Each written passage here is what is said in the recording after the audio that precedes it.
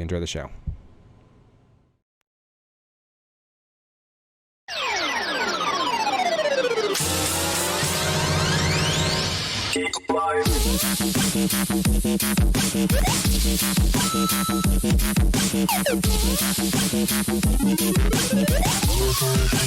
Show me your moves.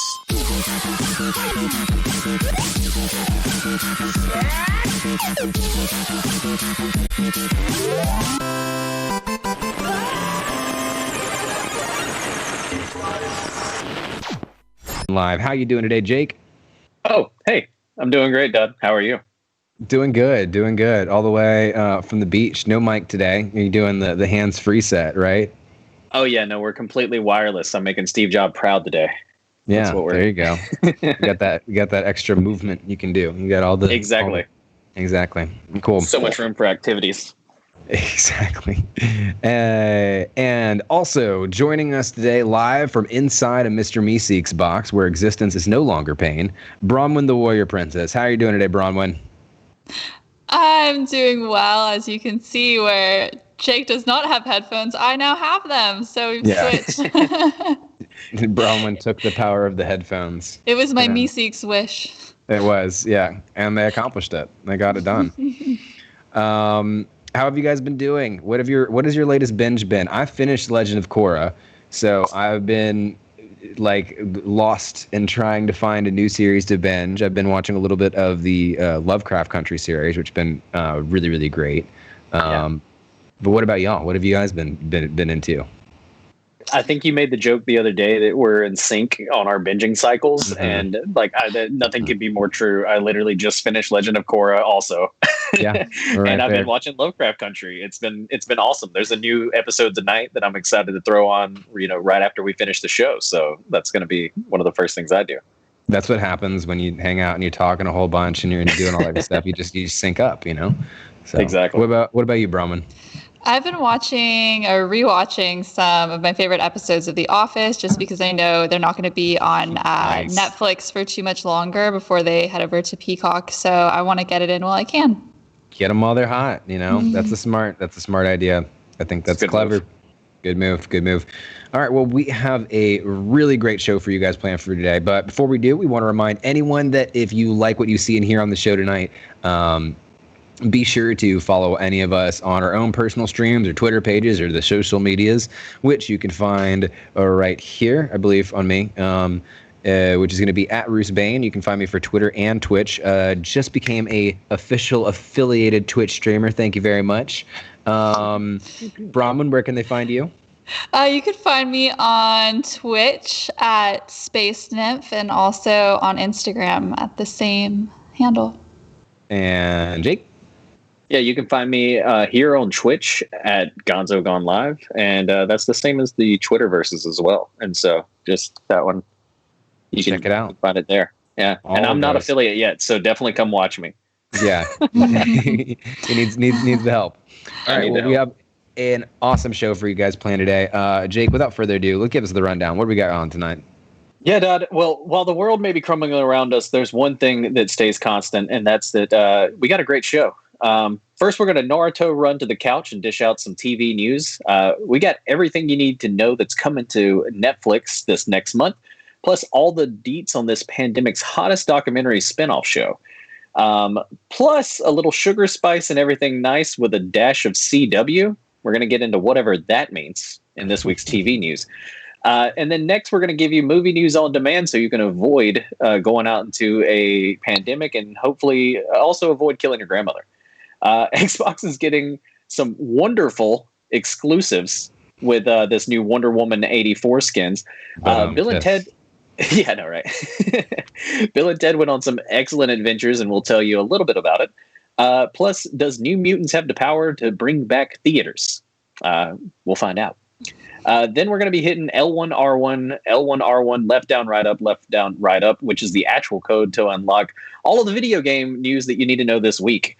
We got some huge news when it comes from the world of Pokemon. It's so big that it's going to make Snorlax look like a skinny bitch. And then Master Chief is going to be squashing some rumors. And we'll get a little taste of what's coming from this year's Gamescon. Or Gamescom, I think. Yeah, I keep getting that messed up. You're right. Finally, we'll deep dive in this week's deep dive, and I'm talking we'll dive deep. Anyway, we'll be discussing hacking and modding, and then that transition will be extra smooth into this week's Top Zen, the most creative ways that game developers have punished hackers. So anyway, we're going to kick it off with some TV news. Bron, what's coming to the world of Netflix next month? There's a lot coming to Netflix in September. I'm going to drop a link in chat so you can check it out and just talk about a couple of things that I'm super excited about. But starting just on September 1st, there's a ton of movies. We're going to be having all the Back to the Futures, Coneheads, one of my personal favorites. We have Magic Mike, Grease, Muppets Most Wanted. So there's a ton of stuff movie-wise. Also a ton of original Netflix series. On September 11th, Pokemon Journeys, the series part 2 is coming out. Yeah, I know Dodson's excited for that. So you can follow Ash and his friend Go as they help Professor Cerise research Pokemon. Then on September 18th, Jurassic World Camp Cretaceous. Yeah, Camp Cretaceous. Yep, you got it. Say that 10 times fast.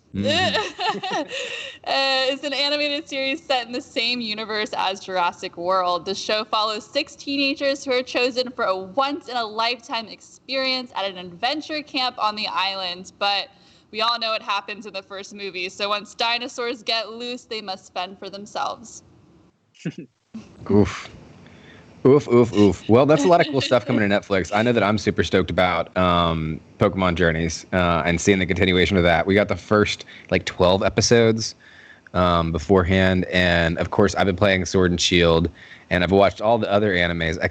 No, I haven't watched all of the other animes, but it's a good turn your brain off show kind of thing, and I think that I've really been interested to see how they continue on with this series, especially with Go being this new character and all.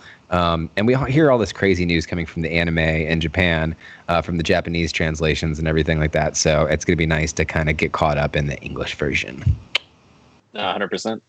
That's something I think I'm even looking forward to. I haven't dove into some good Pokemon in a long time since I completely rewatched all of the old school, what we grew up on Pokemon, probably maybe 2 years ago. And so it's going to be nice to dive right back into it. Well, this is going to be one that you're definitely going to like because they do go back and they revisit some of those old generations. Ash has got a really banger team right now. He's got Dragonite, he's got Gengar, he's got his Mr. Mime, which has been pretty much his dad the entire series. The Mr. Mime that raised him is coming back and is kicking ass. So I'm super stoked to see Mr. Mime kick some ass, honestly. That's nice. That's what to look forward into in Netflix next month is Mr. Mime kicking ass. Well, that's something I think we can all look forward to. I love Mr. Mime. Always one of my favorite guys. Yeah. Well, speaking of Netflix series, though, and speaking of Netflix series that have totally elevated things to a new level, there's a new Tiger King TV show in the works. It finally got greenlit. Jake, you know a little bit more about this. Tell us a little bit about what's going on with Tiger King. Yeah. Hey, all you cool cats and kittens. Kate McKinnon's Joe Exotic Carol Baskin show has finally been greenlit by NBC Universal. Tiger King fans rejoiced all around the world, right? The show is based on Joe Exotic's podcast or the podcast Joe Exotic, which is kind of like a spinoff podcast from the TV show that we all watched over the summer. And it'll star Saturday Night Live's Kate McKinnon in the role of Carol Baskin. And this is all according to Hollywood Reporter. If the names Joe Exotic and Carol Baskin sound familiar, you might have somehow not missed out on the Tiger King craze that blew up on social media over the beginning of the year. I think literally we all went on lockdown and then Netflix was like, yo, check it. At the beginning of the plague, yes. At the beginning of COVID, yes, was the big thing.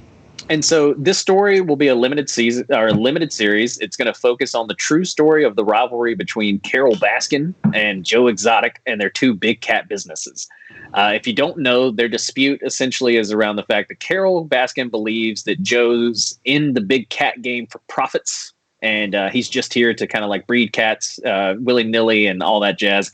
Where Carol thinks that they should be roaming free, and she gives big cats kind of a nice place to go to live before they die. And even though she charges people to see the big cats too, she likes acting like she's doing something different, and holds them in captivity as well. Yeah, and holds them in captivity as well, even though she does a lot of similar things. But and anyway, possibly kills her husband. Yeah, possibly. I don't know though. Not confirmed. Right? Allegedly. Right. So Baskin views her big cat business as a sanctuary, and it's these two differences in thought that have led to the infamous rivalry that we all saw play out in Netflix's Tiger King. And so it's going to be really awesome to see Kate McKinnon kind of fill this role as Carol Baskin. I don't know anybody who does crazy as good as Kate McKinnon, and so Kate McKinnon's going to be great. Dotson, did you get a chance to watch Tiger King over the summer? And how stoked are you to see Kate McKinnon play Carol Baskin? One, Kate McKinnon is the shining star of Saturday Night Live. So I think that she's hands down going to be, I think, one of those that gets her own big box set, the best of Kate McKinnon kind of thing, and that's going to be the one that I want to sit down and watch. So I can't wait to see her as Carol Baskin. I think that she could not be more perfect. I don't know who they're going to cast as Joe Exotic, but that's going to be an exciting one to see as well. Oh yeah, very much. I'm stoked. I couldn't be a better pick for that one, I think. And so, speaking of a lot of fan craziness shows making a comeback, and I don't know if this one really had as big of a probably a larger fan base, honestly, than Tiger King did.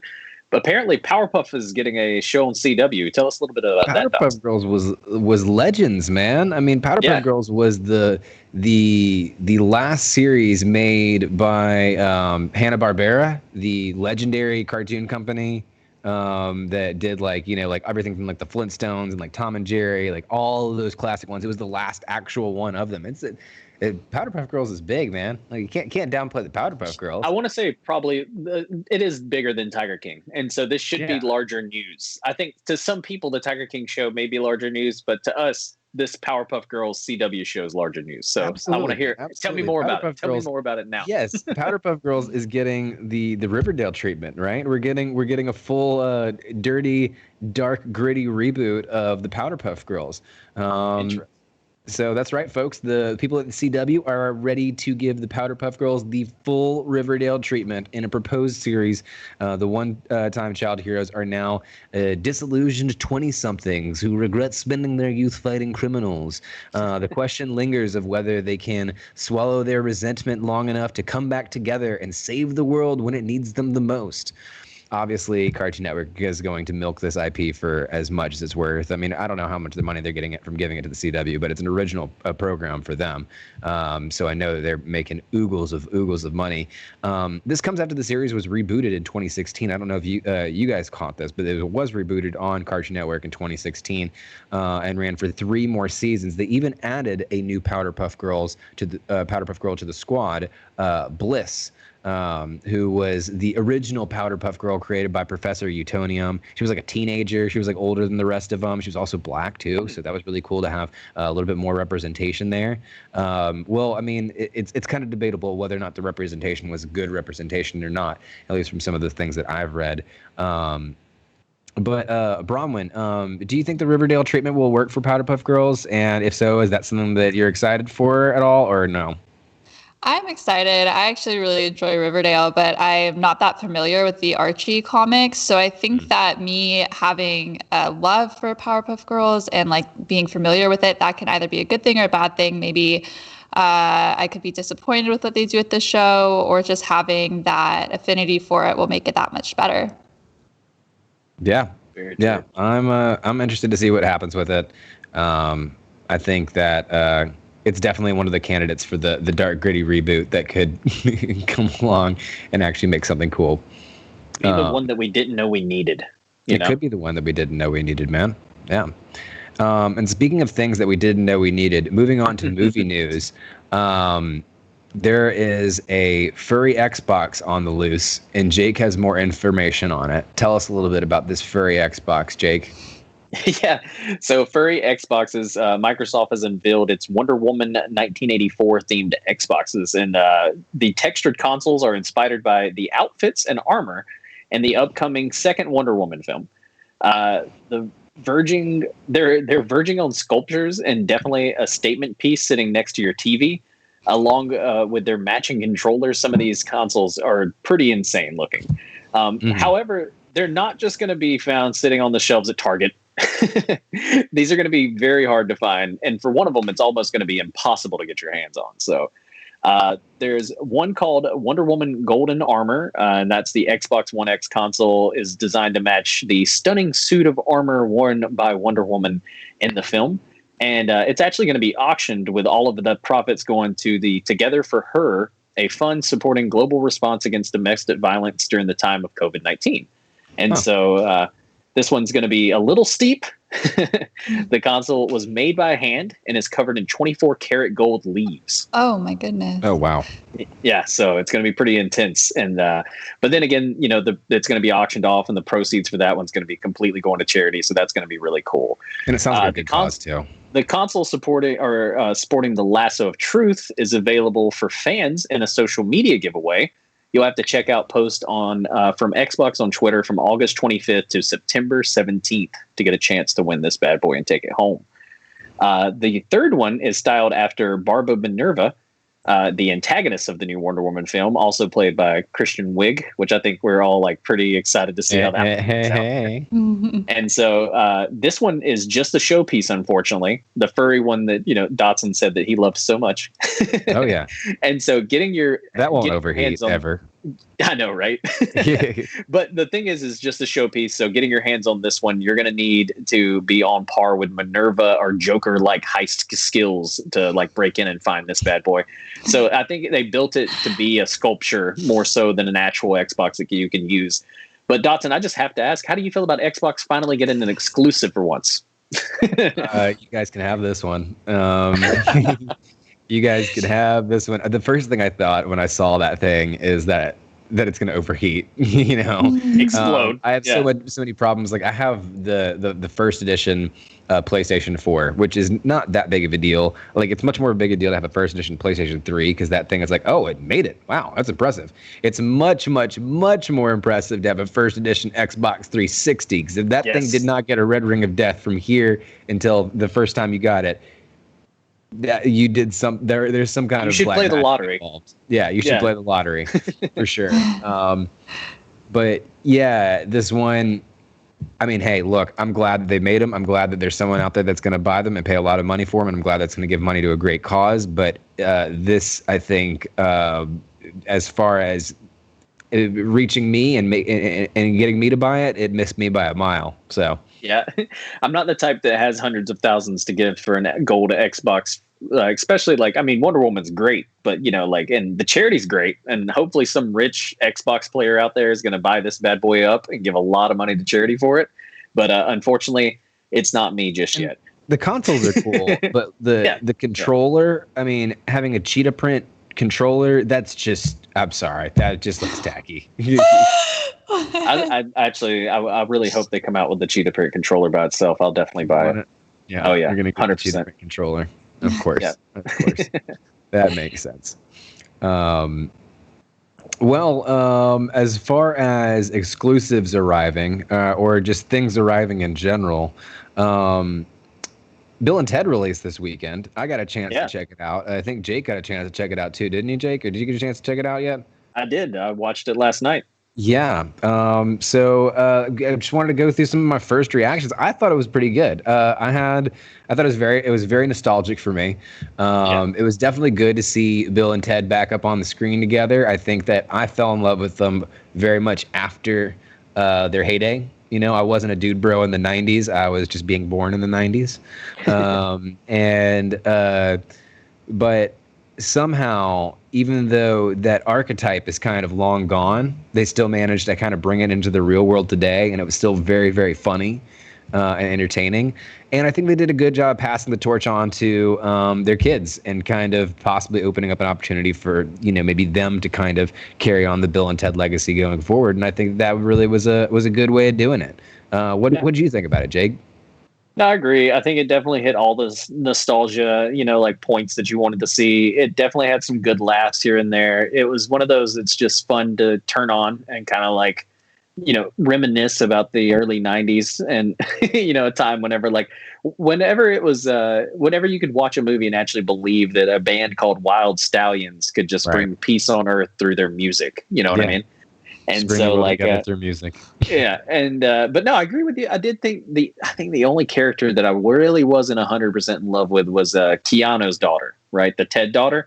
Her Ted impression was just it was too Ted impression-y, it didn't feel too fluid enough for me. I don't know. I thought hers was spot on. I thought she very much seemed like Ted's daughter. Yeah, I don't know. I think she did a great job at that, but for some reason I didn't like that plot, for a reason. I don't know. Yeah. I thought but the two daughter thing and then handing it off to them, I thought that was smart. That's a good way to keep the franchise going too, in a way. And Kid Cudi making an appearance in it, not to give too many spoilers, but I thought that was pretty phenomenal as well. And so love Kid Cudi. And so the fact that he came in and was almost he was their quantum realm guy. He was the one that was kind of explaining time travel. And I love the idea of just being dude, we don't understand time travel. Call Kid Cudi. Yeah. So calling up Kid Cudi and him just being guys, obviously this is quantum theory and multi-universes and blah blah blah, obviously. And so anyway, long story short, for $20, which is what I think I got it for on Amazon, just to rent, and I really enjoyed it. Yeah, it was a nice one to kind of just kind of chill out. I ended up buying mine because the price was just $5 more to buy it than to rent it, and mine was $25, which is still cheaper than Milan. Yeah. So that's something to consider. And I'm going to go out on a limb here and say that movie, Bill and Ted, is probably better than the Milan one. I'm going to enjoy it probably more than I will Milan. I think so. I definitely think I'm going to enjoy. I mean, I haven't seen Milan yet, Yeah.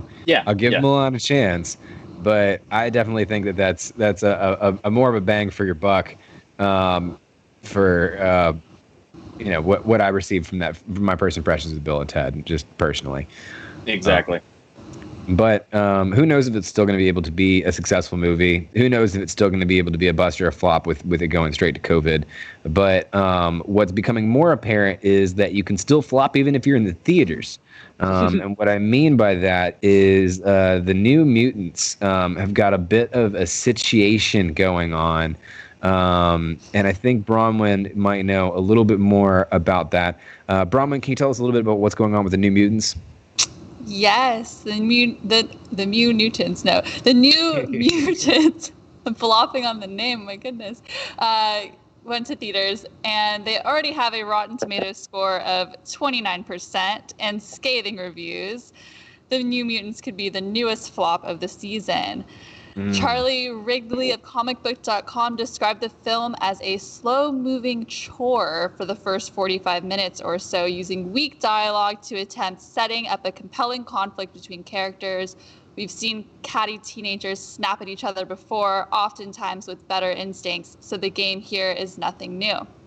On top of this, there was a bit of a drama and conflict between the co-creator of the New Mutants himself, who created the comic books.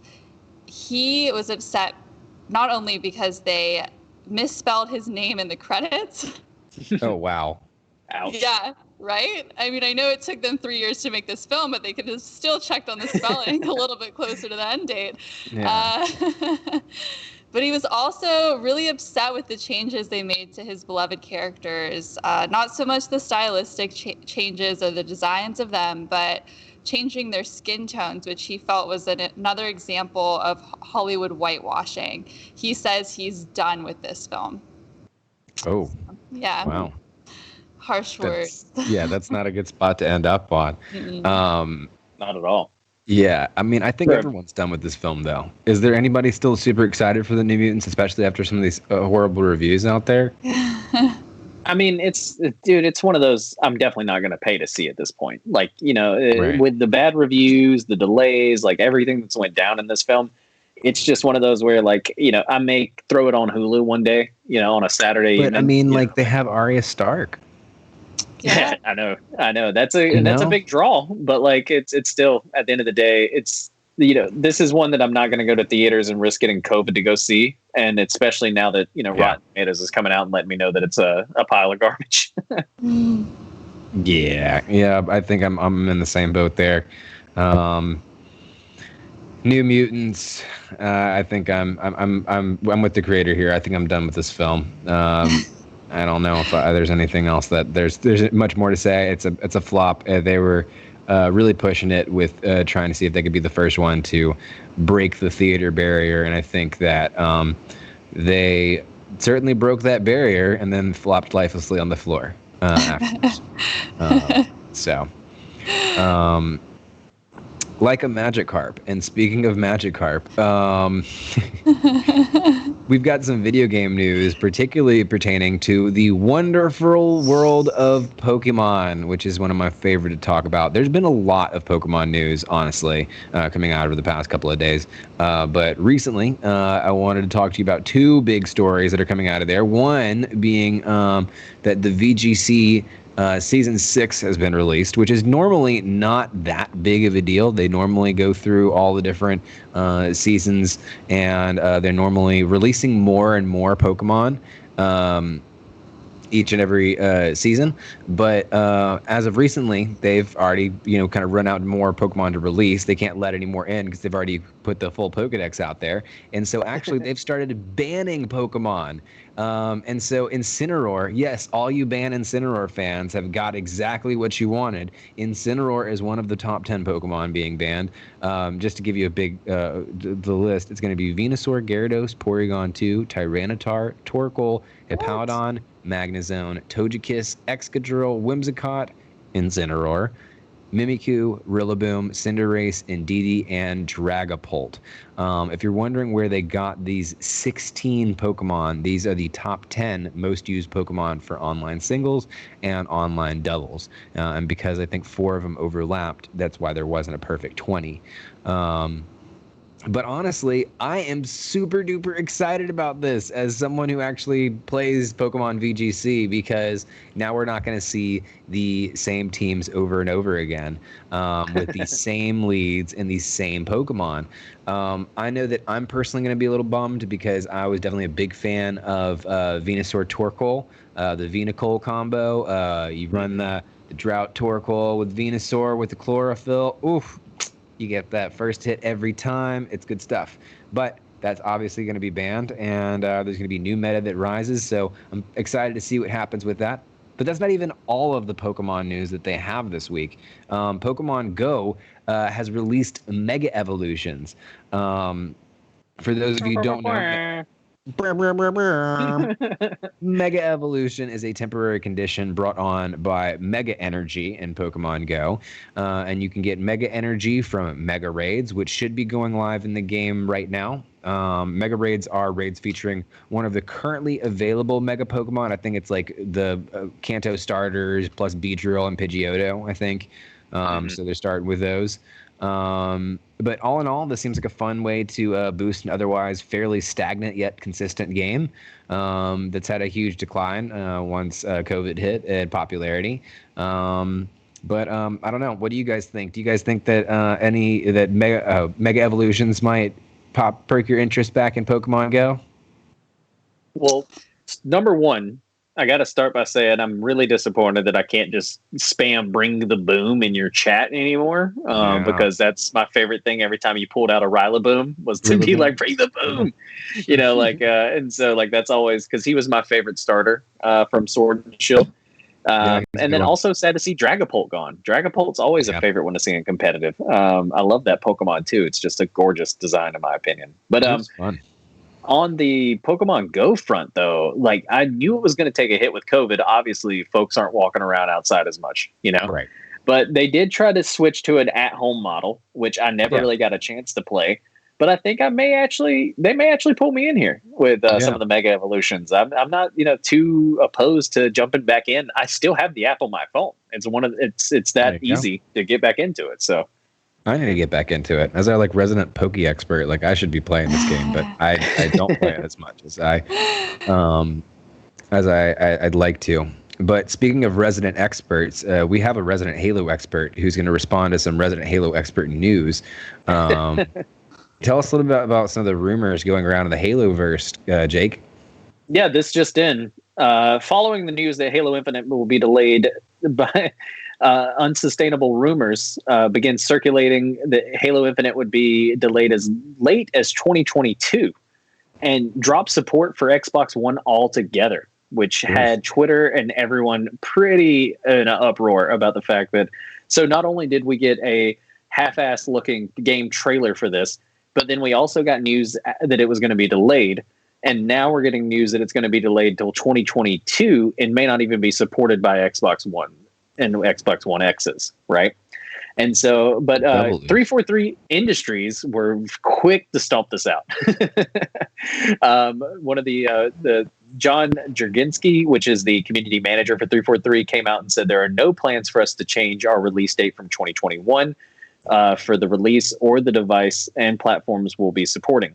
We're building Halo Infinite to be the best it can be for each device / platform. So they pretty much came out and said straight up, hey, no, the game is still not coming out with the new Xbox, but it's not coming out any later than 2021. We'll still get it in 2021.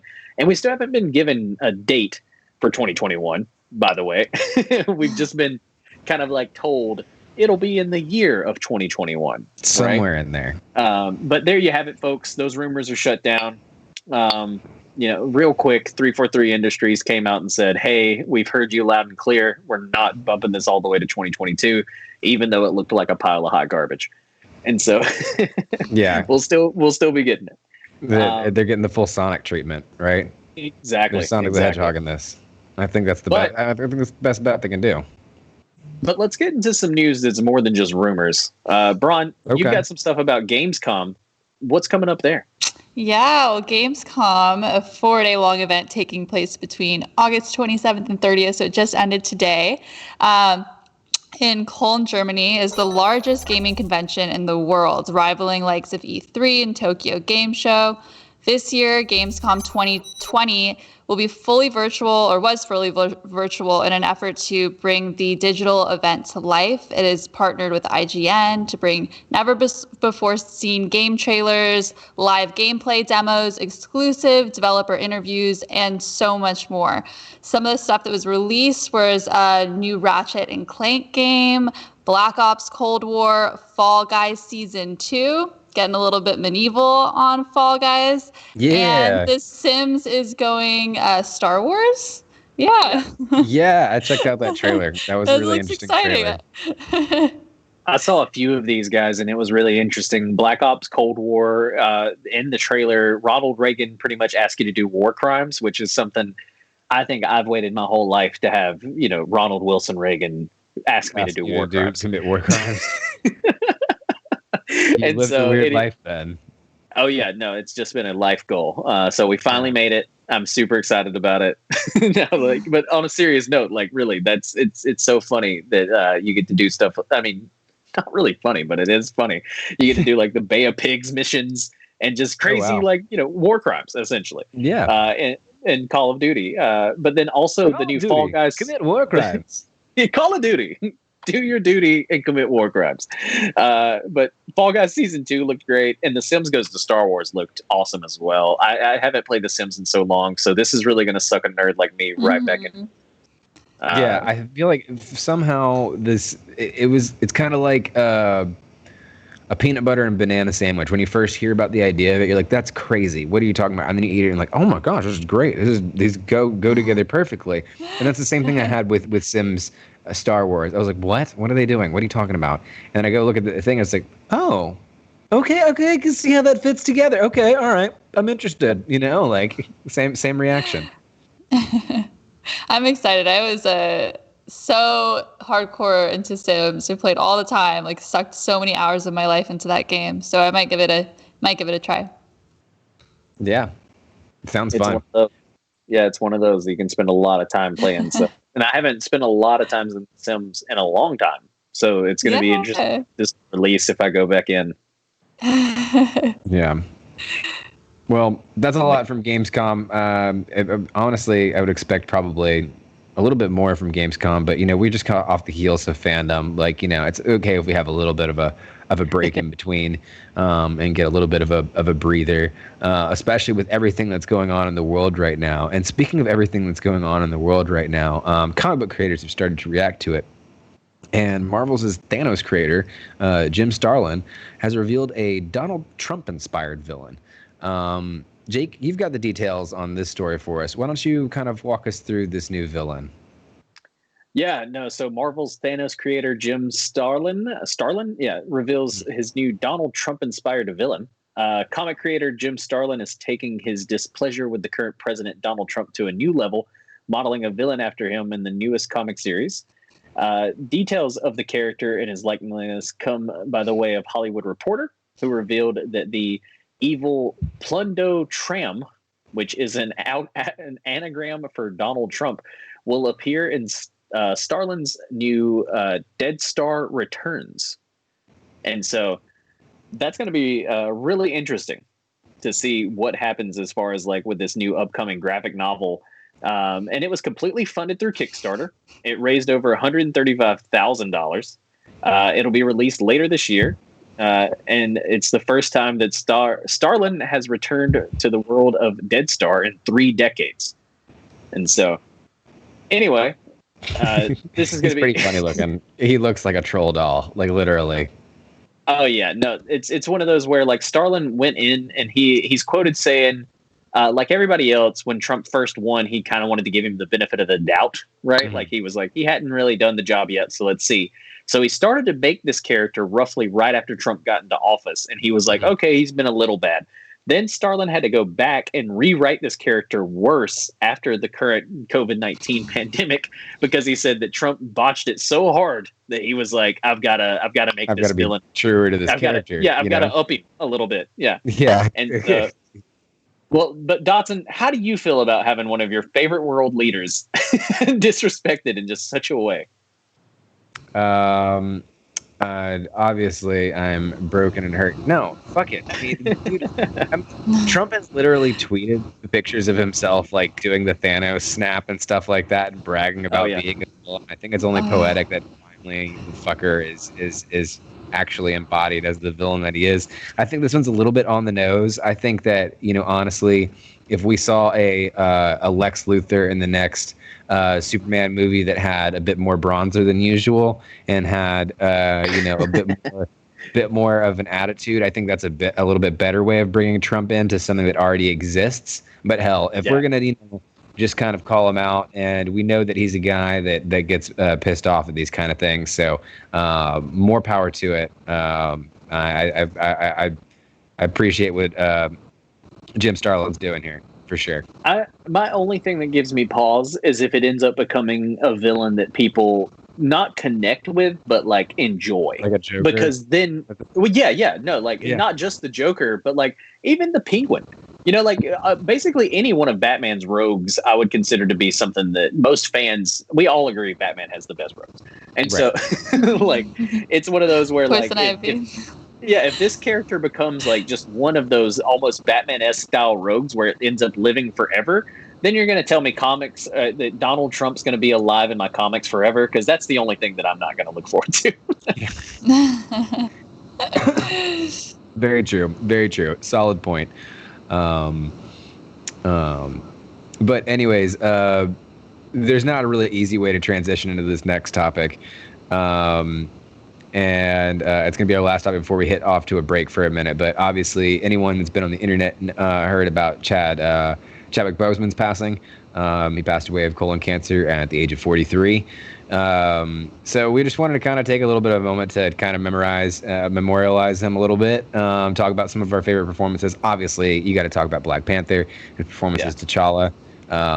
It was an absolutely incredible, profound performance, and not just because it was another Marvel movie, but it was it was unapologetically Black Marvel movie and that celebrated African culture, and I think it really did something to help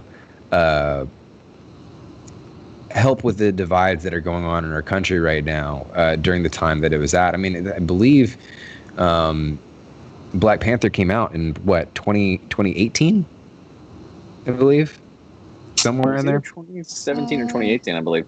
Yeah, I can look it up real quick. I got it. It was 2018. Yeah, 2018. Boom, there you go. Yeah. But Jake, any thoughts? Chadwick, I know this is been a bit of a surprise for everyone on the internet and a bit of a shocker. Oh yeah, dude, it blew up on my feed, and I'm sure everyone else's, and it was just one of those where when I first heard about it, I was kind of like, oh wow, like Black Panther, there's no way, like it's kind of like the only thing I could think of, and it's worse than because of obviously he passed away. It's kind of like when Christopher Reeves fell off the horse and Superman was paralyzed, It was, our parents saw somebody that they looked to as like this beyond human, almost, superhuman, but was actually, a real human, become human again and is paralyzed. And so I think I didn't know he was, had colon cancer. I don't know if that was something that just came out recently or, supposedly he'd been battling this since 2016. And that's crazy because he did a couple films. Black Panther and Avengers while he was struggling with colon cancer.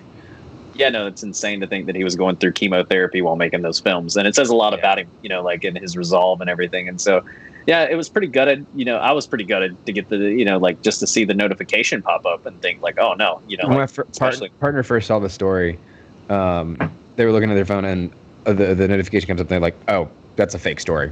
Like that's obviously a fake story. And then all of a sudden almost like scrolling and then, that was my instinct. That was my exact instinct. I had to do the Google search. Like, wait, really? Yeah. It was almost like Kobe, which like this year, terrible. Like 2020, Jesus Christ, dude, can this year get over? But yeah, no, dude. Besides Black Panther, obviously he was phenomenal in the Jackie Robinson movie. I thought it was a pretty crazy sports fact that he actually, Chad passed away on Jackie Robinson Day, and he's the guy who brought Jackie Robinson the film. And so, another huge icon within the African American community. And so it's actually interesting in Lovecraft Country, no spoiler, but in the first few minutes of the film, because you see this in the trailer, Jackie Robinson's in it and, he crushes Cthulhu. And so it's just funny, we've seen a lot of the iconic characters that Chadwick, brought to life, and we're starting to see them continue to flesh out even more. There's even more representation in film since Black Panther, I believe anyway. And so there's nothing else I can say that no one else has, but it's definitely something that's hurt the nerd community with Black Panther and then multiple communities. Oh, yeah. And so he'll definitely be missed. And this is going to be a tough one. Definitely a big, tough one. Bronwyn, anything for you? Yeah, just shocked by the news and really have loved and appreciated all the work that he's done, and will maybe even go back and rewatch some of those things just to have him fresh in my mind and in my heart, and definitely a tragedy. Yeah. It's like how many times it's like, I hate to say it, but I feel like we're getting shell shocked, man. Like we're getting to the point where it's like, oh, so-and-so passed away, RIP, and then it's sad, like we should be able to take more time to grieve, before it happens again. And it feels like it's happening all the time. And so obviously with things like colon cancer, you can't, control that kind of thing. The fact that he fought with it for 4 years is incredible and made a lot of films with it's incredible. And then, and so just definitely thoughts and prayers go out to his whole family and everything, which I'm sure, they're going to be well taken care of with just the fact that he was able to complete a couple Marvel films. Those things, they're going to be etched in history. They're amazing. And Black Panther alone, I think it's going to definitely hopefully keep everybody eating over there. Yeah. So Saint Senior said that they had to hear it from 4 different sources at the same time too. So it seems like everybody was really, really shocked by this news, and it's one of those things that kind of really rocked the nerd world. But yeah, sorry to go out on such a somber note, but we're going to kick it to a short 10-minute break.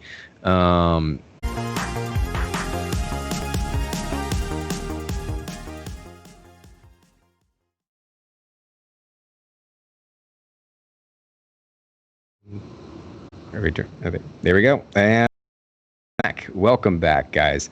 And we've got some cool stuff to talk about today. We're talking about when hacks attack. Earlier this week, the Pokemon Company announced that it is going to implement new measures aimed at curbing hacked Pokemon in Pokemon Home. If you've opened up the app this week, you will find a statement from the company addressing the issue, stating that it is taking steps to address the presence of these altered Pokemon. The statement reads, "It is come to our attention that some users have deposited Pokemon with altered attributes in Pokemon Home, causing the app to function in ways that it was not intended. The notice begins, in response, we are addressing the presence of these altered Pokemon in Pokemon Home. While this notice does not go into detail about what will happen to people receiving hacked Mons or any potential punishment for hackers themselves, we know that in the past they have banned people's Nintendo accounts and sent cease and desist letters, even sued people in federal court. But with all those protections, hacking is still incredibly pervasive and incredibly hard to track. Jake, you and I have talked about this before when it comes to Pokemon.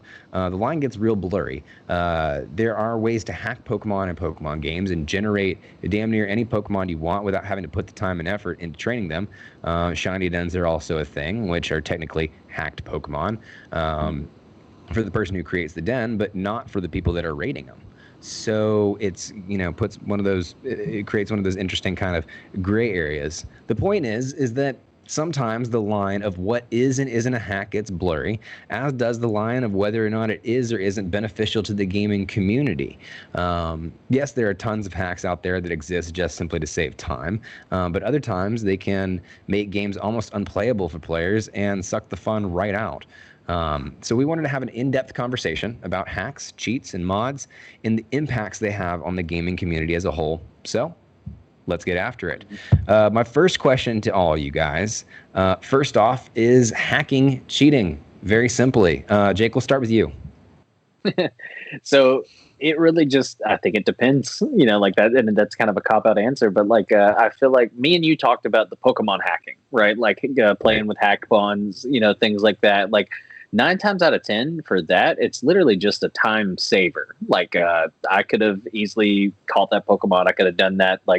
And then also in competitive, it doesn't really give me an edge anyway, right? It's one of those where we're all playing, with the same kind of Pokemon with the same EVs and everything. And so anyway, but then if it is, even if it's a one that I've hacked to get its maxed out stats, it still has the same maxed out stats as any other Pokemon that was trained. Exactly. And so there's nothing about it that really gives me kind of the leg up, right? Right. Now, back in my day on Halo 2, though, and whenever people would have actual modded Xboxes that made it to where they automatically got headshots, that was not as fun. Right. You saw people climbing up the ladder in rank in Halo 2 and Halo 3, and it was all because they had just hacked their Xboxes. Yeah. And so there is a line where it becomes cheating, but not all hacking is cheating, in my opinion. That actually, we'll talk a little bit about this when we go into the Top Zen, but that happened earlier this week where we had a Twitch streamer, Mr. Golds, who was bragging about how good he was at a game, and then all of a sudden his stream caught that he had in the background software that was allowing him to cheat, and ended up getting banned from Twitch. So as he should. As he should. So what about you, Bronwyn? Is hacking cheating? So I think that it's funny because I was just looking at the chat and I share a lot of these opinions that were just brought up in there. The aspect of it being a competitive game versus a solo play, I feel like there's a little bit of a difference. If you're hacking into a game that you're competing other people on and it kind of takes you on a different level than them, I think that's cheating. That's not great. But yeah, I think it's a little bit more lenient when you're just playing a game solo by yourself. And then, it's still cheating. Yeah, it is cheating. So hacking is cheating, but I think that sometimes hacking's okay and sometimes it's not so okay. But yeah, it's always cheating, guys. It's universally cheating. Yeah.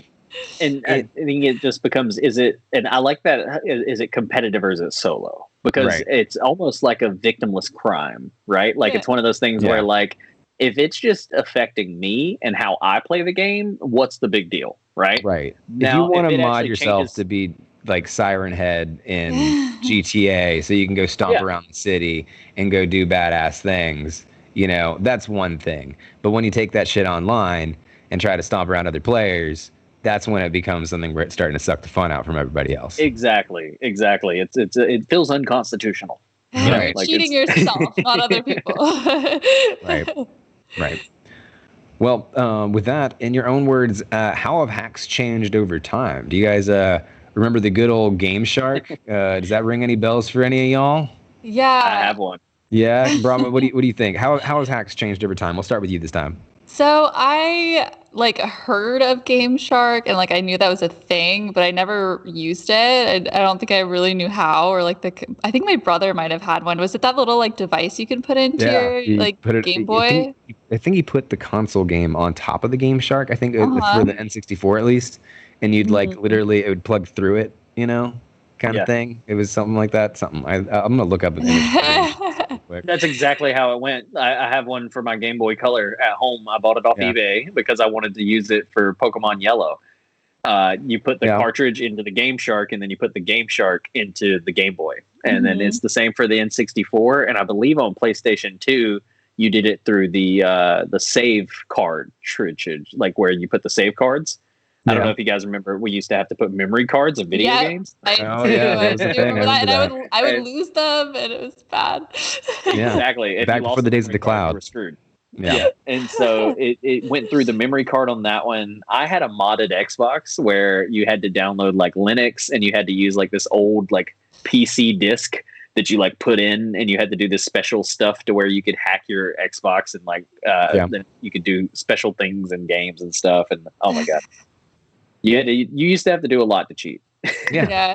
So I guess it has changed over time. I mean, the only ones, the sort of cheats I'm familiar with are just you put this code in or see that. Yeah. So a lot easier to cheat now. Just a couple clicks of a button, and you don't need all these fancy doodads. Yeah, I mean, and also it goes on the intricacies of the cheat, if you're going, so I've been, on my stream, I've been playing some modded versions of fan-made Pokemon games. And the reason I've been playing them is specifically to kind of gear up for this conversation, because they're ROM hacks. They're literally just hacked versions of this game that create a completely different experience for fans out there.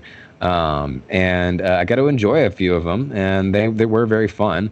And so there is something that can be said for modded games and for the hack community, that they can kind of create new avenues, create new stories, and may be able to help create content that may even make the community even better. I think Pokemon Insurgents was one of the first ones I played, and that had one of the coolest storylines, I think, in any Pokemon game that I've played so far. And I hope definitely Pokemon Company is listening to that. Yeah, they should be. There's been a lot of times when a hacked or a mod version of a game comes out and it's actually better than what the studio released. Right. I believe even Knights of the Old Republic has a mod that makes the story flow better, and it also took out a bunch of bugs that the studio kind of just never repaired. The community repaired through mods. And so and I think that's one of the most incredible things about them. Yeah, I mean, look, if they can get 50 Shades of Grey from Twilight fan fiction, then they can definitely pull Pokemon Insurgents from Pokemon fan fiction, games. Well, with that said, mods and hacks, do you think they're one and the same? I mean, I think some of the ROM hacks that I was talking about are probably more mods than they are hacks of anything else, because it's creating a completely different game. Or is there really a difference? Are mods and hacks the kind of the same thing? Jake, we'll start with you this time. I think sometimes you have to hack a game before you can mod it. So you need to get into the game's code. You have to figure out how the game is built. And so sometimes you can't have one without the other. Right. Mm-hmm. And so to me, and I could be completely butchering this, but hacking is actually getting in there, getting to the code. Right. Modding is actually taking that code and then rebuilding it into something else or making it different. Right. Yeah. And so I'm more of a modder than a hacker. I've never known how to hack anything, but I've downloaded a shitload of mods in my day. And so I've definitely played Same. Skyrim. Yeah, I've played some Same. Skyrim mods. I've played some Sims mods. I've played some Uh-huh. Fallout mods, like Grand Theft Auto mods. Like, we've Mhm. definitely like ran through the gamut. But like, yeah, that's the big difference to me is that hacking's like an actual like going in, trying to figure out like what's the code, what makes it work, how does it work, right? And then trying to like maybe change it or exploit it for your own good in that aspect. Whereas a mod is, I think most mods are kind of like, I mean, yeah, there may be some bad mods out there, but in my opinion, most mods are usually pretty careless mods. Like it's like, make yourself a giant in Skyrim, or like unlock this specific armor in Fallout 76 or something, or not 76. It's not modded yet, but Fallout like 3 or 4. And so that's kind of the big thing to me, or the difference anyway. Yeah. What about you, Brahman? Yeah, so I think that, even just looking at it on face value, doesn't hacking just sound so much worse than modding? It does. It does. Just like, oh yeah, it sounds a little bit nicer. Like I'm just modifying it a bit. And even just looking at the chat, I think like the consensus in there is that modding is better or more acceptable than hacking. I kind of agree with that too. I've modded my fair share of games, and I don't have the skills to quite hack into things, but But it downloads the mods. Yeah. Yeah. Exactly. Do you guys have any particularly favorite hacks or mods that you like a lot? So in Skyrim, I feel like the first couple of times I've played that game, I just played it without modifying it at all. But then recently, last year when I played it for probably my 4th or 5th time, I decided to go for it with the mods. I went a little bit crazy with the mods and made it so I would like level up faster, so I would find gold everywhere. Basically, I became way too powerful for the game. I like owned every piece of real estate. I could see a dragon like flying in the sky. I would zap it one time with a lightning bolt and it would just like fall on the ground dead. Boom. So eventually it made the game less enjoyable once I got to that point. It just like wasn't fun anymore. But I think it was a great journey, like getting there. And I like the fact that I've played it both with mods and without mods. So I think that can be an important aspect too. Like have fun doing this with the games. Right. Play it the way that the game designer intended, but also play it how you want to. It's your game experience. And as long as you're not using it to take advantage of like other players on a competitive level, I don't think there's anything wrong with it. I agree. I think that's a good point. That's a real good point to make. Jake, do you have any particular favorite hacks or mods? Oh man, where do I start?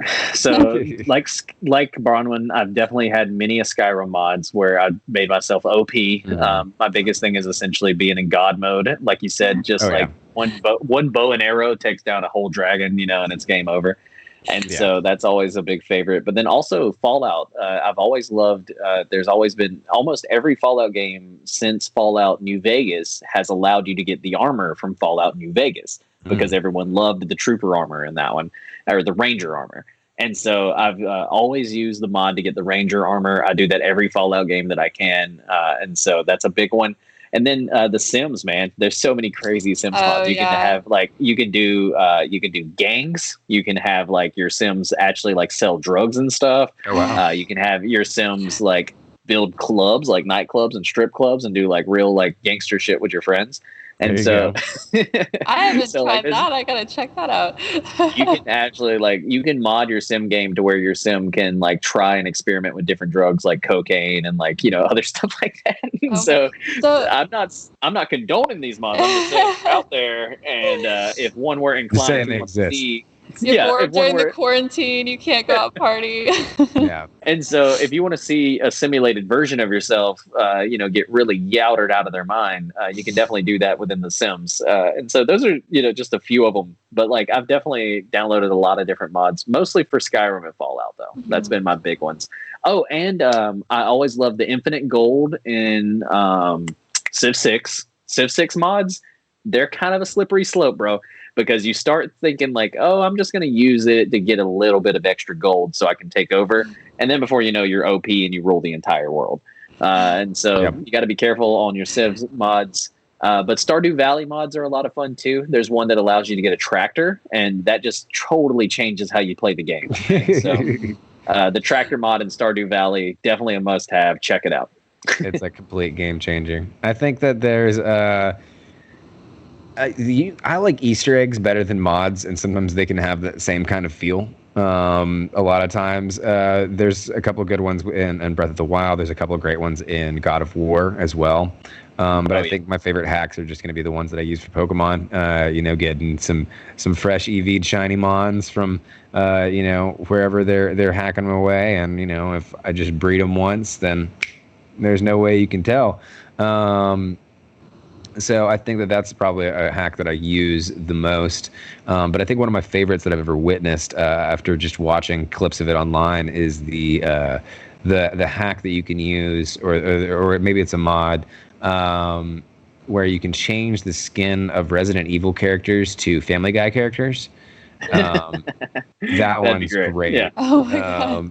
Yeah, it just makes them like terrifying, and they're actually scarier as Family Guy characters. I've seen Iron Man and Grand Theft Auto, and I thought that one was pretty incredible too. I never used it, so I didn't put it under my favorite ones. But I've seen a lot of videos of Iron Man and Grand Theft Auto, and oh my god, that looks bananas.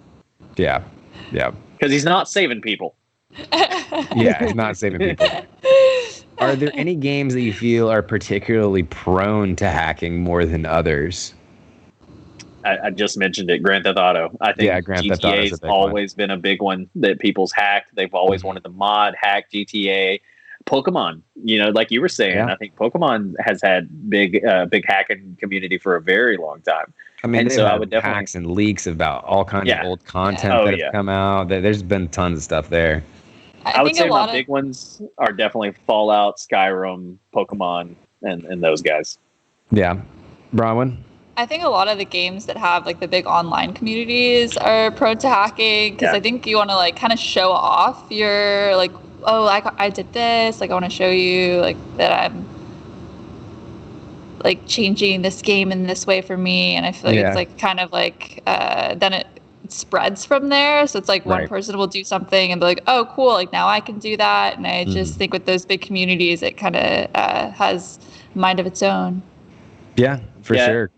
If you look in Steam, it's definitely like usually the games that have a workshop with a ton of mods, they have pretty active communities and very large Steam communities. And so it's one of those things where usually the larger the community, especially within the PC world, the larger the amount of, or the more prone it is to hacking and mods.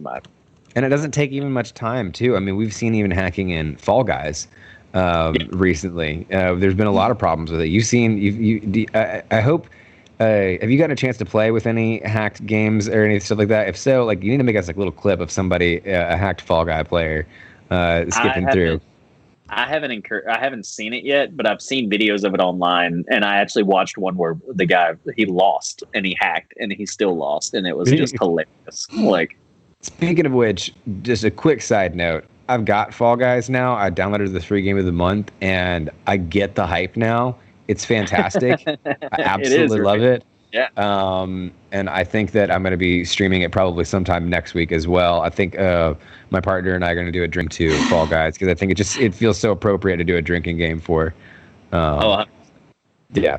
But anyway, sorry, didn't mean to get too far off a tangent. My last question for you guys, and this may be a little bit leading, but do you think that there should be any punishment for hackers? I'll start with you, Bronwyn.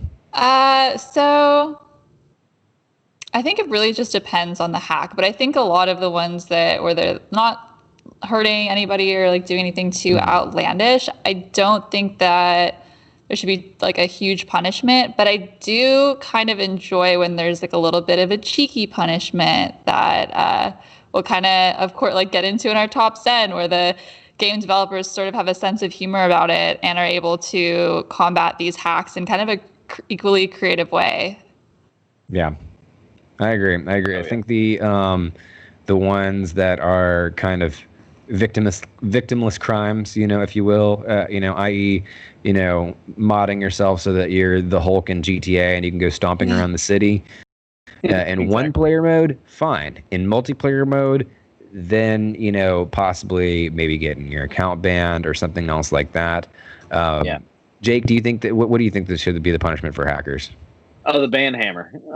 The ban hammer every time, especially if it's competitive. Like if it's one player, like you were saying, I think we all can agree on that. If it's just funsies, if it's just, for shits and gigs, like, all day, hack that shit. Let's mod it. Let's continue to like blow it up. Right. Let's do some crazy stuff.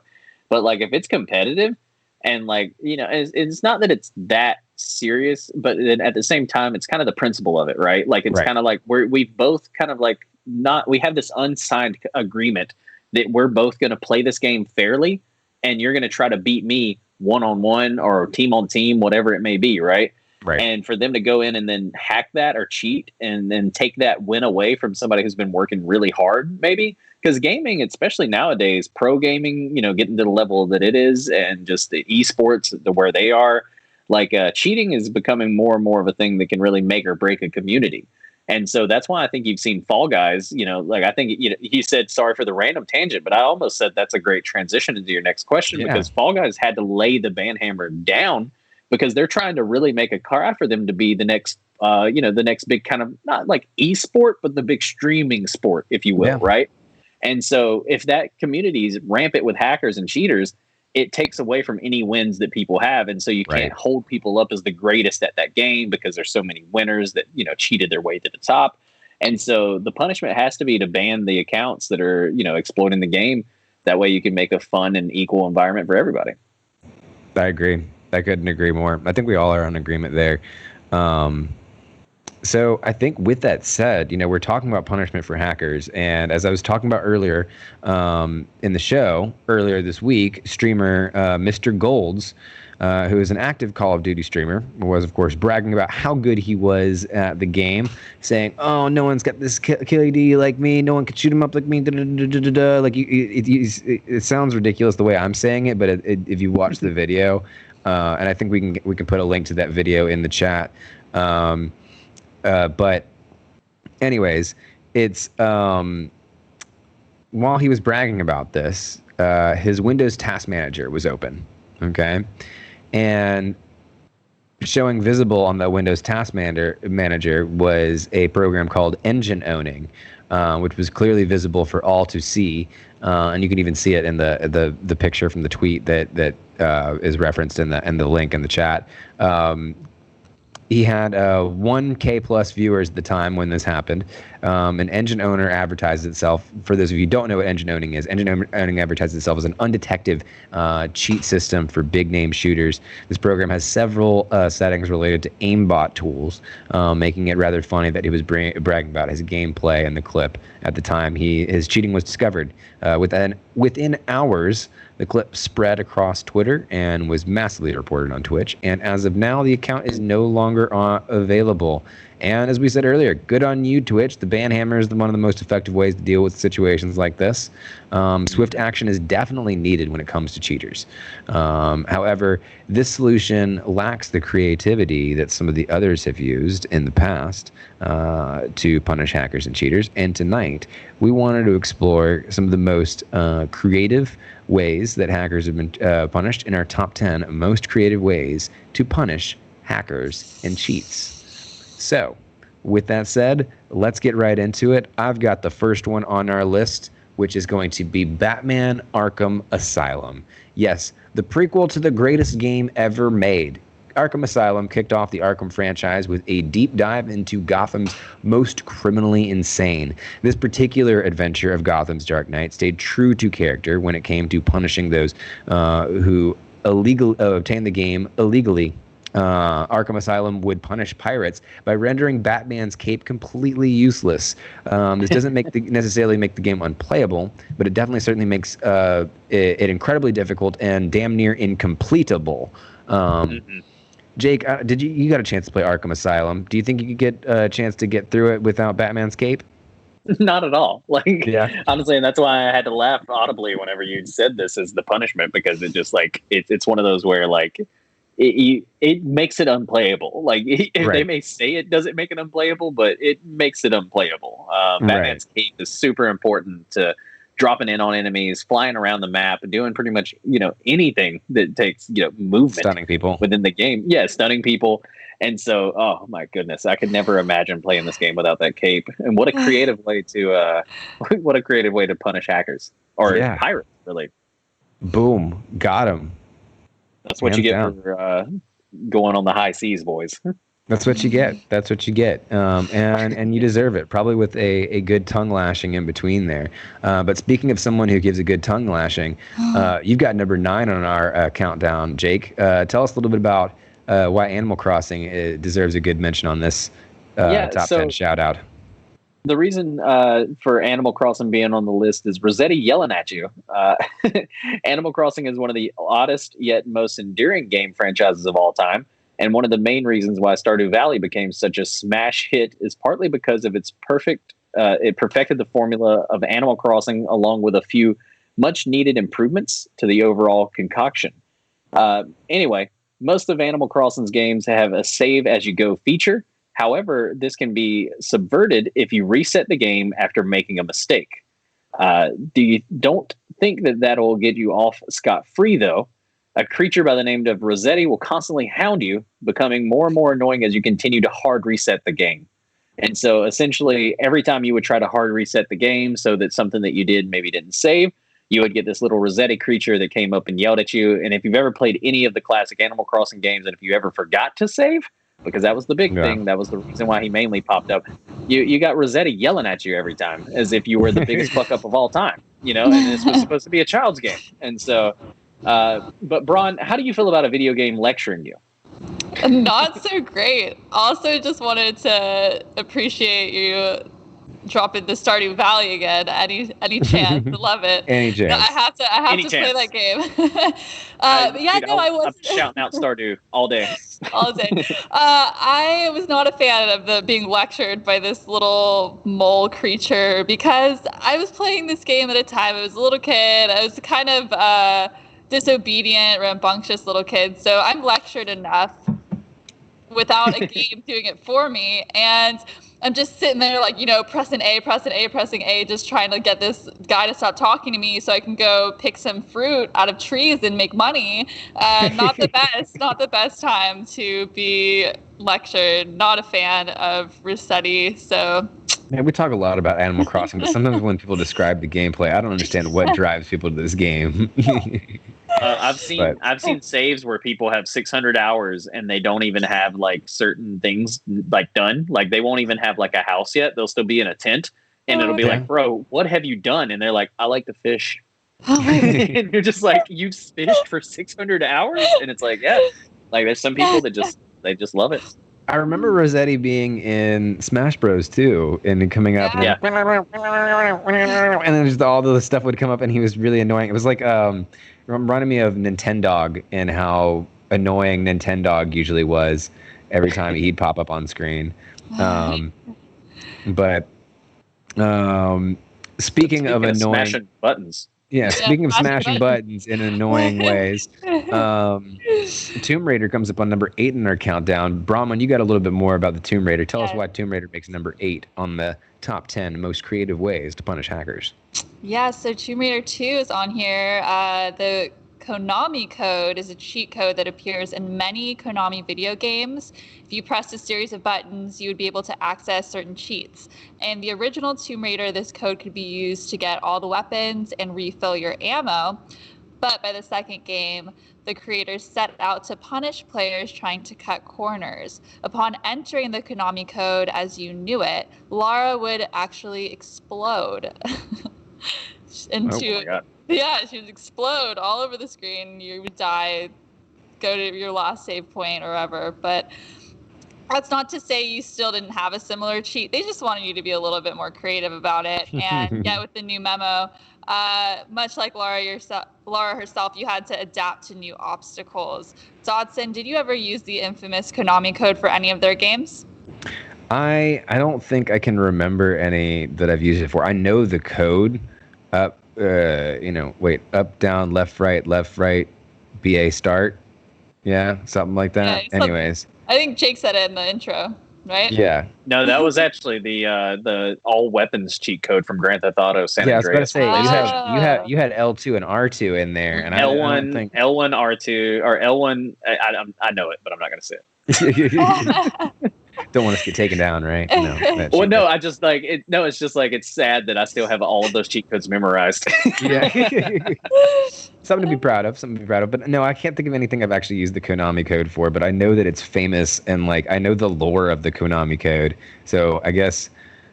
I don't know. I guess I'm just showing my age, and with that, I'm meaning my youth by never having used the Konami code before. But speaking of games that were probably something that should have been past my time, but something that I definitely loved a hell of a whole lot, Marvel vs. Capcom 3 comes in at number 7 on our countdown. And that's because Marvel vs. Capcom took a really interesting approach to rage quitters. If you will, picture this. What if we took all the rage quitters and put them on their own little island? That's the approach that Marvel vs. Capcom 3 went with. The game was riddled with players whom, on the verge of losing, would exit the fight at the very, very last second, denying the satisfaction of the opponent's final blow. If you've ever had someone on the ropes in a game and you've had them rage quit on you, you know exactly what I'm talking about. So to counter this, Capcom programmed their game so that these rage quitters would only pair up with other rage quitters after their first tantrum. And honestly, Bronwyn, why hasn't this become a default in like all competitive games? It should be. It seriously should be. I mean, come on, that's so genius. You put them all on the same playing field. They get to have a taste of their own medicine. You just have all these little angry, raging, poor losers just playing each other. That's great. I'm all for that. More games should be doing this. Team's gonna rage quit on themselves. No. Yeah. I wish if games knew you were cheating, they would just pair you with other cheaters more often. I think like just having cheaters go head to head against other cheaters, or rage quitters going against rage quitters, or even button smashing. Like that's a big thing in fighting games. If there was some way that the game could be like the developers could tell who was a button masher, who was just like spamming. Like spamming the same moves, right? Like they can tell they probably keep up with the data. Exactly, right? Like who keeps using the same move over and over and over and over again, and then putting them against somebody who continually uses the same move over and over and over again. And then I want them to stream every one of those games so that I can hear both sides screaming at each other. I know, right? That'd be perfect. Yeah. Oh my goodness. Just a perfect world. Absolutely great. Absolutely great. Speaking of things that used to happen in a perfect world, though, Banjo-Kazooie makes our list on the top 10 most creative ways to punish hackers for some of the things that they've done in Banjo-Kazooie. Jake, you have a little bit more about what's going on with Banjo-Kazooie, though. Tell us a little bit about that. Yeah, so in Banjo-Kazooie, if you used too many cheats, your game pack would be literally deleted. And if I'm showing my age, a game pack here, back in the day, the Nintendo 64 had these memory cards called game packs. And so if you use cheat codes too many times in Banjo-Kazooie, your game's literal save data was deleted. Oh, wow. This was given the infamous name Grunty's Code Vengeance.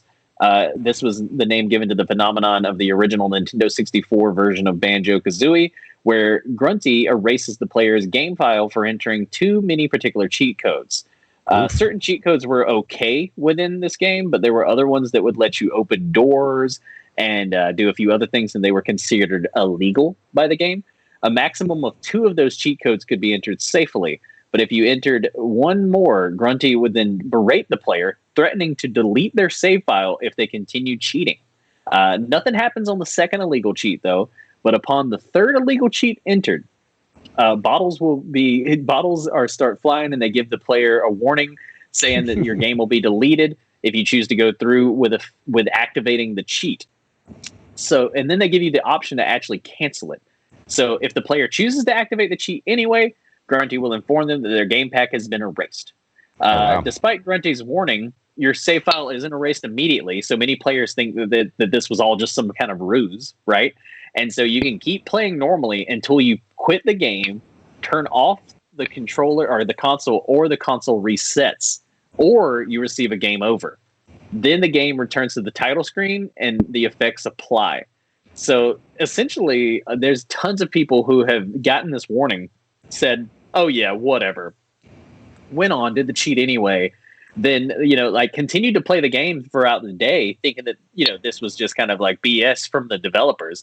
And then next time they powered this bad boy up, the save file's gone. Unfortunately, the Xbox Live Arcade version of the game did not have this built into it, which is something I really wish they would have done whenever they remastered this game, because I love whenever remastered versions bring something like this back. And so, yeah, if you're ever playing the original old school Banjo-Kazooie on N64, definitely do it without cheats, or you will end up seeing your whole save file get deleted. But Bron, how do you feel about losing your entire save file from cheating? It kind of proves that cheaters never prosper, right? Right, it does. I mean, they give you a warning, so it doesn't just heed the warning. Come on. Exactly. Yeah. I mean, as somebody who's lost so much time in games with just like forgetting to save, I think that they can handle losing their save file. I mean, I've had to put work into into games, and I love that, like that added just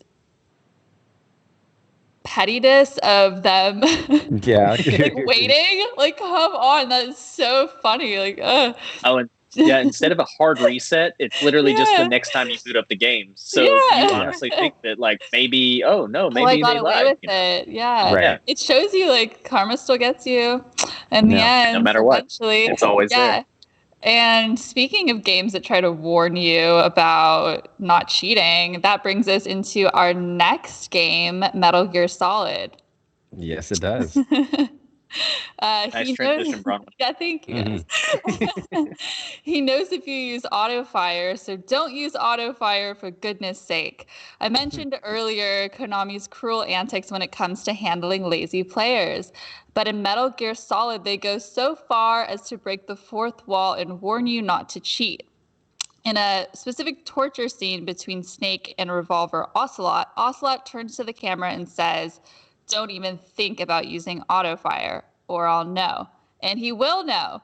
If you don't heed his warning, your life force will rapidly and helplessly drain, bouncing you back to your most recent save point, no matter how far back in the game it was. Dodd, do you think more games should take this straightforward approach, going so far as to tell their players not to cheat? I like it. I think it's a good kind of meta moment, especially for the people that are sitting there bragging about how good their shots, how good a shot they are before they get banned on Twitch forever for using Autobots, aimbots. I think that it'd be nice if the game kind of, are you approaching me kind of the situation. So I dig it. I think that it's a great approach for it. And Metal Gear Solid has always been really good at being kind of on the nose and directing things towards the players. I remember one of my favorite things about Metal Gear Solid was during Metal Gear Solid 4, during the breaks, you'd see Snake smoking. And there would be a Surgeon General's warning at the bottom that says, "Warning, smoking is bad for your health." Perhaps they should call it Meta Gear Solid. Oh, there you go. Snaps for Bronwyn. There you go. Yeah. That was honestly, good. I was thinking you could have said, "So don't use auto fire for goodness Snake." Well,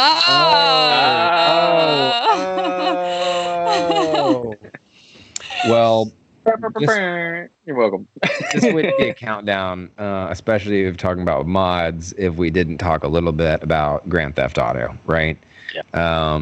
And we've already talked a little bit about Grand Theft Auto. But Grand Theft Auto 5 is one that is a game that is very prone to hackers. Now, in fact, some of the funniest hacks exist in GTA, since it pretty much exists as a real life simulator, right? From Spider Sonic to Siren Head, many hackers have found fun ways to stomp around the cities and cause mayhem. However, hackers have found ways to take the same kind of playful fun and bring it online.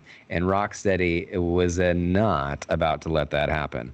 Any hacker who was caught screwing around in the online game was booted to a server with other such players, forced to wear a dunce cap, and have their expensive cars that they hacked into multiplayer from single player explode the moment they sat in them. Jake, how refreshing would it be to see people in the real world who have treated our economy like a hacker on a GTA server be forced into wearing a dunce cap and watching their Teslas explode? Yeah, and the perfect analogy for our current culture, which is GTA 5. Yeah. I don't think there's anything else that would be more refreshing than to see all of the trust fund kids just fall into the same island and all with dunce hats on into their Teslas as they explode. Like, it's honestly no, it's hilarious that GTA 5 did this. Rockstar has always been, like we were talking with the meta on, earlier, like Konami games, but like. Rockstar's always been pretty meta, especially with people trying to hack or cheat or things like that within their game. And so I think just making them with the dunce hats was one thing, but then having their fancy cars that they just hacked exploded right in front of them too. It's just chef kiss. I love everything Rockstar does, except for the obvious cash grabs that's been GTA 5 and the fact that it's been out for 20 years now. My grandson's gonna play GTA 5.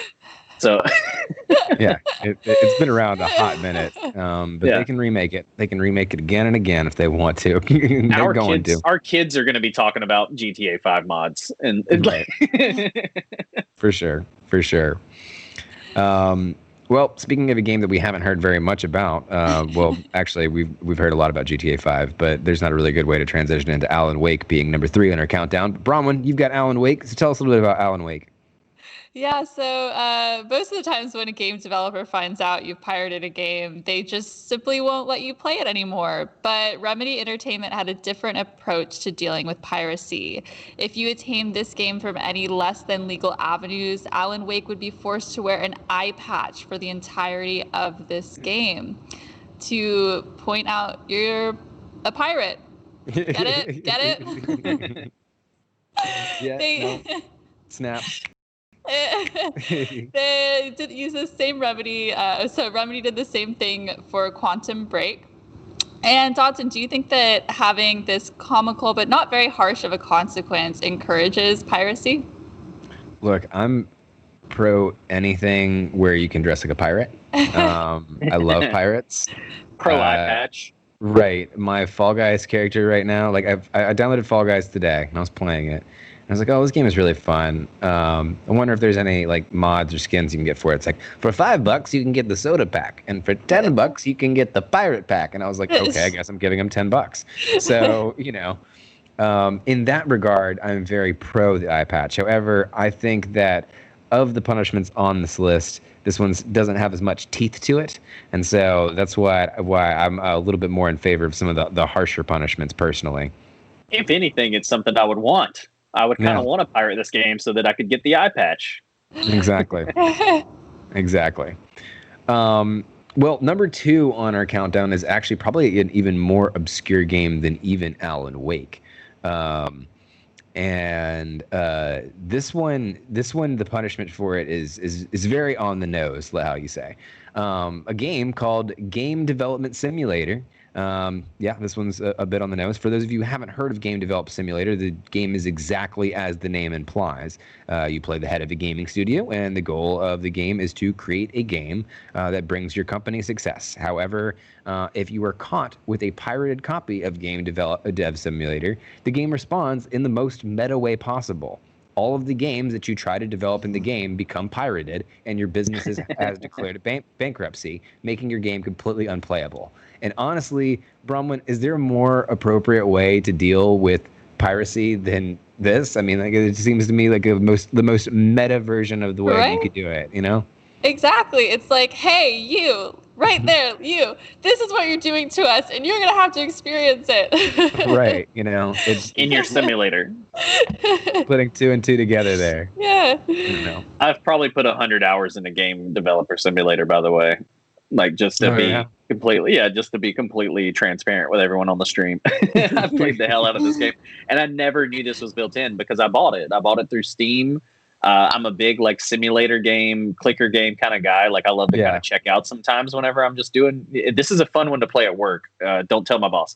But it's a fun one to play if you're just trying to zone out for a little while. But I never knew this was built into it, so that's hilarious and funny to find out. It's a real fun game, though. You guys should check it out. Okay, well, there you go. You heard it here first, folks. First Game Dev Simulator review from our own Jake the Great here. Pirate it. Let us know. I want to see. I want to see that. See how that works. That would be great. Yeah. Well, last but not least on our countdown has to go over to Jake, who's going to tell us a little bit about Witcher 3 and why it deserves one of the most creative ways of punishing hackers on our countdown. Oh, yeah, no, 100%. When we read about this Witcher 3 punishment, we knew it had to be number one on the countdown this week. It is the Bovine Defense Force in Witcher 3. If you don't know, the Bovine Defense Force Initiative, or the Bovine Defense Force, is a game mechanic implemented into the game within patch 105 in response to an exploit which allowed players in White Orchid to quickly gain crowns by killing cows, looting their hides, meditating for the cows to respawn, and then repeating the process an infinite number of times. This meant that players could accumulate large amounts of cow hides and sell them for a large gain with very little effort. However, in this patch, and in all game versions since, a level 27 short was made to spawn a short distance away from the cow pen in White Orchid after the player has killed at least 6 cows. If the player managed to kill the short, a new one would spawn, and this process continued indefinitely. Okay. And so, ironically, for higher level characters who were able to handle the barrage of shorts with this, they turned it out to be more efficient crown farming method, as the base value of short hide is higher than cow hide. Okay. So, however, it's been patched, and so now only one will appear, and once killed, they no longer spawn. So they kept it in the game as a fun little nod to the early days of how they tried to stop you from cheating. But once you do get to a higher level, it actually becomes a much better method of farming. And this is another one that when I read it, I wish I would have known, because I just finished a playthrough of The Witcher 3. And I'm going to have to go back to White Orchid. Now, I'm way above level 27, so I'm definitely going to make work with this bad boy. But it's still going to be fun to play him, go beat up this cow-like monster, and check out the Bovine Defense Force. I'm just so glad they didn't do this in RuneScape, because I feel like I spent so much of that game killing cows, and getting their hides. That was always what I would do to try to build my characters. Right. Oh, no. Yeah. Hey, get my face off of the screen. It's just me. Go to everybody. Yeah, there we go. There we go. But yeah, this is a really interesting one for all of us, because it's not just one mod that they try to do, or one solution that they had there. It's the kind of oh crap, it ended up being something that ended up helping the players. Oh, okay, now we're just going to take advantage of the solution that you had for our mod, and then they kind of, I guess they still kept a little bit of it in there to kind of give a nod to the previous fix. It was very much improvise, adapt, overcome, right? Players were okay, well, now that we can't grind for these, cows anymore, we'll just kill the thing that you sent to kill us, right? And I don't think the developers really anticipated players just getting good. And really taking on these higher level enemies than they probably should. Or just really grinding and getting to the same level as the enemy, and then coming back and just grinding them until they could make a ton of fucking crowns. And so, really, at the end of the day, Project Red decided, okay, this isn't the best punishment, but since it is a funny one, we're going to keep it in there for future players. And that's something I'm happy with. That way I can go back, whenever I'm back at my console, I think I'm going to jump into Witcher 3 and try to go see if I can make him appear. See what he's really about. You know what I mean? Yeah. See what it's really about, man. I think it's a good idea. I think it's a very good idea. Well, with that about wraps it up for our show today, guys. Thank you guys so much for tuning in. I don't believe we had any new followers this time to shout out, but thank you guys so much for all of our old followers for tuning in and saying hi, especially Littlest Nelly. And big shout out to, of course, again, Bronwyn for moderating chat. And our producer, Cape, for doing all that you do. Do you guys have anything going on cool on stream this week that you guys wanted to talk about before we get off? Jake? Yeah, no, I definitely will be probably back in office towards the same time next week. I'll be playing some Fall Guys. You can catch me at Gonzo Gone Live on Twitch and on Twitter. It's right over here in this general vicinity. And so definitely give me a follow. Help me out. Help me reach affiliate. Dotson hit it. I got to hit it. We got to get there. We got to get the whole squad affiliate. Exactly. So exactly. I'll be online playing some Fall Guys, Fallout Boys later this week. Exactly. And Bron, you got anything going on? Yeah, I was just giving some love in the chat. Sorry, 1 second. No worries. Streaming this week. Well, I will be reading some books over Twitch. So if And you want thank me you to, for the if you cheers, want me Ellis, as to well. read to you, you should follow me and watch me read to you. Yeah. Nice. I'm excited to see that. Yeah, I don't yet have the capture card, so I will be streaming games eventually. Eventually. Exactly. To come. Yeah, to come. I have a draft league match that I'll be playing on Tuesday for new draft league. We didn't do too good on our first match, but hopefully we can kind of pick it up on the second one. And then I think that we'll be streaming some of the Avengers because I get it early because I'm a PlayStation 4. So that's going to be really exciting. Yeah. Another reason why PlayStation is better. Yeah, exactly. Just wait until I get my cheetah print Yeah, Xbox in the mail, and then I'm going to be flexing on everybody with my cheetah print. exactly. But yeah, if you guys haven't heard, also we are looking for someone to help us with Geeklife in general. We need help with podcast audio support. We need content creators for video stuff. If you guys are interested in that, feel free to email us at hello@geeklife.live. We'd be very interested to hear from you guys and see what you guys have to offer. But yeah, again, big shout out to our moderator Bronman and our producer Cape and all of our new followers, all the cheers from Littlest Nelly. Thank you so much for all of that. And with that being said, we will see you guys same time, same place next week. So till then, see you soon. Stay awesome, San Diego.